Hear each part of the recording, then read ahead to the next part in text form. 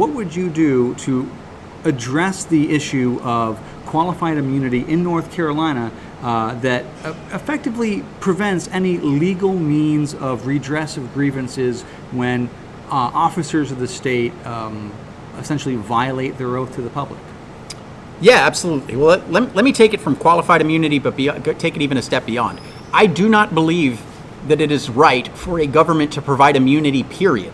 Not for anything, whether it's police officers, whether it's judges, whether it's pharmaceutical companies, whether it's energy companies. Because ultimately what happens is you have a situation where some of the people who are causing the most harm to society, think big energy companies that we find out about a dump in a river, something like that, in many cases they have been provided immunity by the government, when in a true libertarian world, that immunity could never have existed in the first place, and that company would be held to account up to and including bankruptcy. If they've caused more damage than they have, then everything gets liquidated in return. You can use that to protect the environment, but you got to pull it out of police work.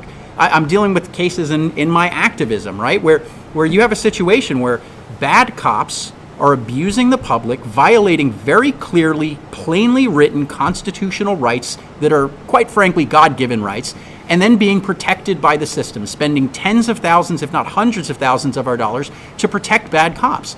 What we need to do is minimize the interactions between peaceful people and law enforcement. Stop having them act as they are essentially tax collectors based on these arbitrary rules that some politicians put in place, and they're collecting revenue. You need to minimize those interactions, because the reality is we do need someone to go out there and deal with the rapists and murderers and violent people in society, whether that's community policing that may work in some areas, or formal police force or private police force. Someone has to do that job, but we need to stop asking our law enforcement to go out there with immunity and basically just generate revenue stealing from poor people. We got to put a stop to that, and we got to protect the cops by minimizing interactions, only asking them to go after people who create victims. But you can't have immunity. I think you got to get rid of it for cops and judges, but as well as for pharmaceutical companies, energy companies, and anybody else.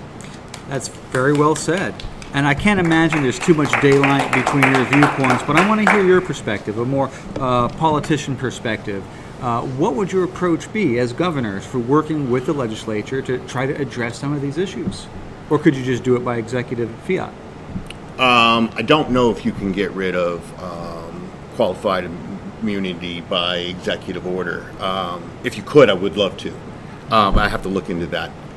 The problem with, to add to what Mike said, because I can't detract from anything, a lot of this happens without due process, right? So you may have a 1, 2, 3 strikes guy, never even has to go through the court process. They've already taken his car, his house, his money, and all that. And then if he's found innocent later, he might get some of it back after years later, right? So, and then you have, like Mike mentioned too, with the pharmaceutical companies, right? We have companies like Pfizer, right? We're just now learning about the harmful effects of some of these COVID vaccines.